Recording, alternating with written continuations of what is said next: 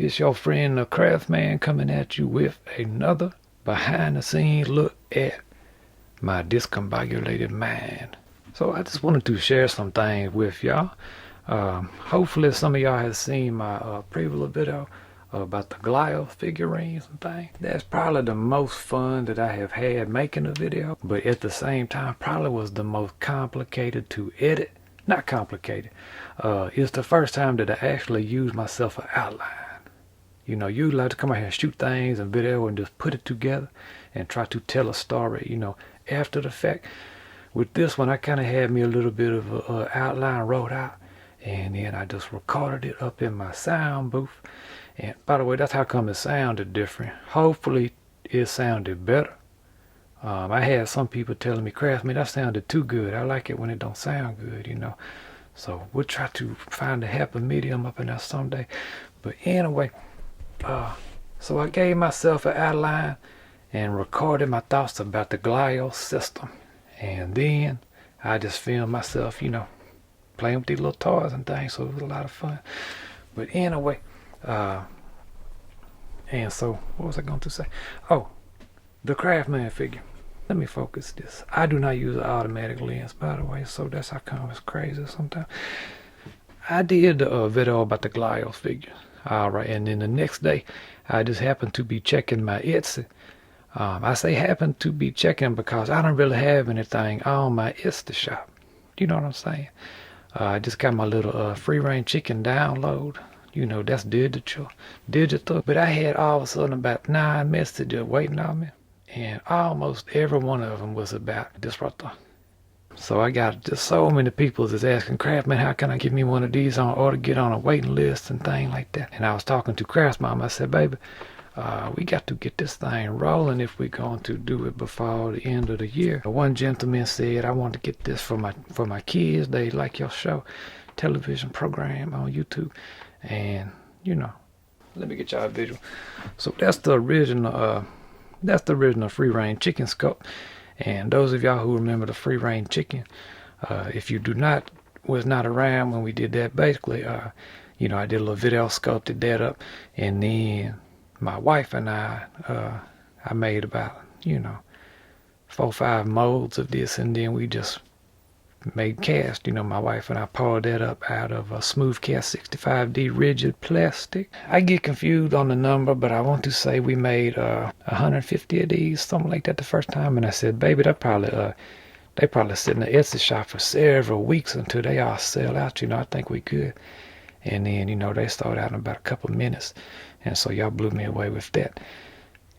It was a great feeling, but also for the next 3 days, I spent responding to not negative, but disappointed messages from people who, it kind of was heartbreaking when people said, hey, Crafsman, I wanted to get one of that for my kids. You know, they really love your show. I think all total, we probably made 350 to 400 free range chickens, and the second release sold out, and the rest is history. But so when it comes to this figure right there, I know a lot of y'all already know, you know, VEDATOYS did that for me. I still ain't got over that. Tim, if you are watching this, man, that's just, you know, every day I get to see that and think, man, is this even real what I'm doing out here? This is crazy. He said, this is my gift to you, and I really appreciated it, and I shared it on Instagram and got so many messages that, you know, I couldn't even really believe it. And Tim VEDATOYS told me he also got a pretty good little flood of messages coming in to himself, people asking about how can they get it. And so I really didn't think too much about it even still, because, you know, I was like, well, this man sculpted that, you know. And so it did not make sense for me to try to, you know what I'm saying, try to sell and market something that somebody else made, and because that was a gift to me. And so people kept on messaging, and I talked to him, and he pretty much gave me the blessings to go ahead and do it. And so, you know, I printed one out about that size right there. Originally I was looking at something about that size right there, and then changed it to that size, and then got the slice version. Tim, he took and see that extra biscuit, cut back on the biscuits. See that? My buddy Jose took and So we started adding this into it. And by the way, this is a 3D print. This is not what the actual piece would be made out of, because it's chalky and it's not very resistant. I would make it out of plastic, you know what I'm saying? But so anyway, sorry to be rambling so much on this, but so we started adding some little pegs to it, and that was my first attempt right there. And then Jose said he did a long version like that, and then also orient the peg up towards the top of the shoulder, so that way it kind of, you know, the swivel should have a more natural feel to it. So then we got to thinking about something here. I did that video about the glide system, all right, and it never occurred to me until yesterday that I wondered about something. Because, you know, if you make this out of a rigid plastic, all right, it'll probably hold up, you know what I'm saying? I would make it out of Smooth Cat 65D or Task 4, or either that, or maybe even if I wanted it to be flexible, I would make it out of specialty resin Flexit, you know, Flexit 9 or something like that. They all got their pros and cons to it. One of the advantages of Flexit 9 is that, you know, you got you a really tough resin piece right there. See that? And I've shown that in a previous video how that stuff is real tough. That's about close as you can get to polyvinyl chloride or something like what they used in Star Wars figure plastic, you know what I'm saying? Or what they use in a Glios figure. I mean, I'm not saying that it's exactly as tough. The downside is you have to pressure cast it. All right, really ain't no way around it. But if I use, you know, Smooth Cat 65D, I could just put my mold on a shaker table, and the viscosity would allow the bubbles to escape up out of it. But, you know, sorry I'm talking so much, but I got to. But I'm getting to a little point here. We're doing an articulated figure, and I want him to be, you know, tough, as tough as possible. Even though it's going to be sold as a collectible, you know, and you got to write on that for children, for people 14 years and up, and you ain't got to go through the CPC, get certified, and all that stuff. Costs a lot of money, so it's a collectible. But I still don't want things to be just breaking, you know. Crap, man, how much coffee did you have this morning? I only had 2 cups this morning, but look, this right there is what I'm getting at. What if we take and let's just say that that's got a hole and that's got a hole right there, and it's held together by a Glios peg. All right, and at first I thought that might be crazy, but then I said, you know what? The wear and tear is going to be centered on that little piece right there. And that's already made for some real deal PVC plastic. These things do not tear up. And that, if that's what's connecting it, I would feel real good about that. Even though we extended that joint out like that, you know, it's going to come out. You know what I'm saying? It's going to just kind of work its way out. But the thing is, you can't just drill a hole and then expect that to pop into it. All right, like a socket. However, let me show y'all what I did one day. Uh-oh. Camera going crazy. That's a little figure I made one day. And I originally just carved that out of wood. You see that? That was not sculpted in plastic. I mean clay. That was made out of wood. But the thing that somehow or another worked out, and that I was very happy with and proud of, is I got me some articulation. But watch this. See that? And that right there, and it stays up in there.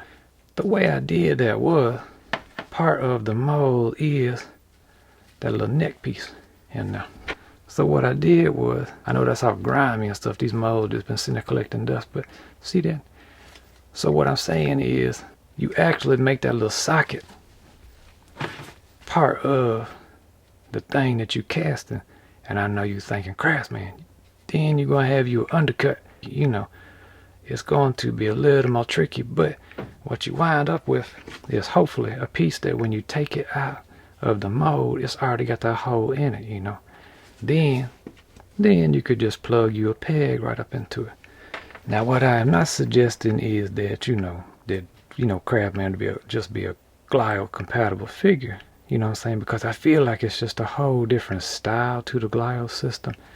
You know, they definitely got the 1980s sci-fi fantasy things going. I like this so much. I think that it's its own style, though. I don't think it falls in line with Glios. But all I'm getting at is, you know, I'm just thinking out loud, would it even be possible to get I'd have to talk to my buddy about, you know, getting a model of this with that socket in it. You know what I'm saying? And then also I have to figure out some kind of way to get in touch with Matt Dowdy. I think he lives off the grid or something. But anyway, to buy me buku of these little joints right there. All right. And I know that it will support this because now Glios works really good with these skinner joints, you see. You know what I'm saying? So you think, oh, well, that's just right for the skinner joints. However, and that's the AV bot, by the way. I did not have this in time to show y'all because the way I get these figures is I got somebody, I tell them what to look for. They buy it off of eBay. Then they has to be sent to me. So there always is a delay. But look at this KABUTO MUSHI. I don't even know if I said that right, but look. See this big surface area right there? And how it still is the same little Glios joint right there. Glios pig. And it holds up good. Oh, snap. I think he just dabbed or something. Look at that. Is that what the kid? By the way, did y'all like all that in my last video with the whip? I just recently learned about the whip. That's by Marty HANSEN, who designed that wonderful little figure right there. And Marty HANSEN been at this for a long time. And come to find out, he has helped a lot of people that I look up to and admire. And so, I don't know. I might send a video to Marty and see what he thinks about it too. You know, hey. And maybe he'll have some advice on this, on if we can do that. I don't know. That's some other little figures I worked on at one time that was just going to be, you know, non-articulated little sculpture things. But so that's a glimpse into how my mind works a little bit. I'm telling y'all, I go back and forth with it about, you know, we have been contacted by people who would like to manufacture the toys for us. And in one way that's appealing because, you know, not so much because I don't ever really, I know it sounds, you know, it might not sound like I'm being for real, but when I say this, but Crafsman really does not be looking at the money too much. I just, you know, our needs is met, we taken care of, and everything's good, we paying the bill, and I feel blessed and happy to be in that situation. So I ain't out here trying to get rich or nothing, but I like the idea that we would have our hands involved in making any of the figures that we make. But the thing that gets me to thinking about, you know, possibly get somebody else involved, you know, something, is that, you know, if somebody else manufactures it, they got the setup to do that. You know, we only gonna be making, you know, just maybe a couple 300 or something, whereas somebody else can do more, and that means more people will be happy. You know what I mean? Instead of, you know, kids being upset, parents being disappointed, things like that. I don't like that. I mean, I know if you injection mold and you can accomplish little things like that in your mold, but, you know, is it possible? Is it possible to do that in a hand cast resin mold? You know, I want to say that it is. I actually no longer have my real good mold of this. I have one that if you look inside of it, it was a neck and 2 arm pieces, and it was all crazy looking inside there. And it's not, you know, the best way to make a mold. So I want to say that that should be possible to do that, but I don't know. Some of y'all tell me what y'all think. You know, I need to see what you know, what Jason and Adam and Tim and Jeff and Jay and some of y'all, the other Jason, I got two Jasons out there that help me out on things. And so I don't know. Let's just see. Just kind of crazy out here, but I just want to share all that with y'all. I'd like to take y'all's thoughts into the mix, cause y'all smarter than me. And then combined, you know what I'm saying? It's like with our powers combined, you know what I'm saying? It's like Captain Planet situation right there. So this has been your behind the scenes look at Discombobulation Incorporated. And I want y'all to know that I appreciate y'all support so very, very much. Very much. For real. Alright. Every day is a winding road. We get a little bit closer. Alright. I love y'all. Keep steady crafting.